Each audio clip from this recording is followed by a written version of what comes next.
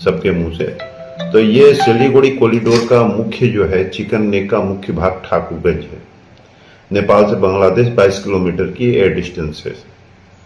तो ऐसे हालात में जो है ये, जिसपे मैं बार बार कर रहा हूँ, पाकिस्तान की नज़र है, बांग्लादेश की नज़र है। हालांकि बांग्लादेश के हालात कुछ सुधरे हैं, नहीं तो पूर्व में वहाँ के जो केयरटेकर प्रधानमंत्री थे, राष्ट्रपति, उन्होंने तो स्पष्ट कहा था इस चिकन नेक के बारे में। उसके बाद जो है आपको चाइना की नज़र है, और इसको काट देते हैं तो सेवन सिस्टर स्टेट आपके नक्शे से अलग हो जाता है। तो ये बात संवेदनशील है, और इस पे अभी सरकार की, भारत सरकार की, गृह विभाग, रक्षा मंत्रालय की पूरी नजर है। यही कारण है कि इस चिकन नेक को पूर्ण रूप से जो है आर्मी के विभिन्न कैंपों से जो है इसको सुसज्जित करके इसको जो है सुरक्षा के पुख्ता व्यवस्था किए जा रहे हैं। तो इस बीच में जो हमारे यहाँ जो घुसपैठ का मामला है, घुसपैठियों का मामला है, जिसको लेके बार बार बातें भी चल रही है। बिहार सरकार भूदान लाल कार्ड सिरात वगैरह की जमीन भी जो बड़ी संख्या में यहाँ पे जो है घुसपैठ लोग जो आए हैं उनके कब्जा में है। तो मेरा कहने का मतलब ये, कल भी देखिए मेरी करीबन डीजीपी साहब से 40 मिनट मेरी कल पटना में बात हुई, और काफी गंभीर मुद्दे पे चर्चा भी हुई, कुछ हंसी मजाक भी हुआ, बहुत सी बातें हुई।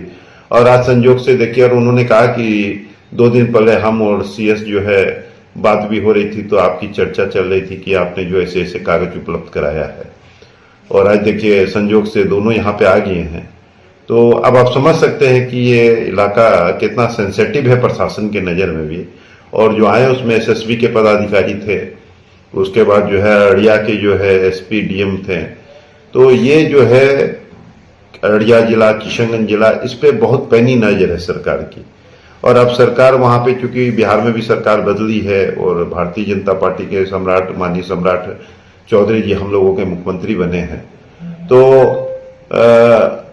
आप समझ सकते हैं कि जब भारत सरकार की इतनी पैनी नजर है तो बिहार सरकार की कितनी नजर होगी इस सीमांचल पे, खास करके किशनगंज अररिया पे।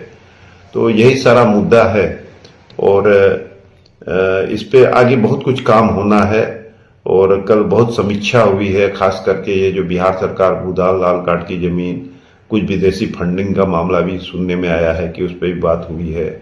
उसके बाद कुछ ऐसे संस्था है जो सस्पेक्टेड है, उन सब पे भी बात हुई है।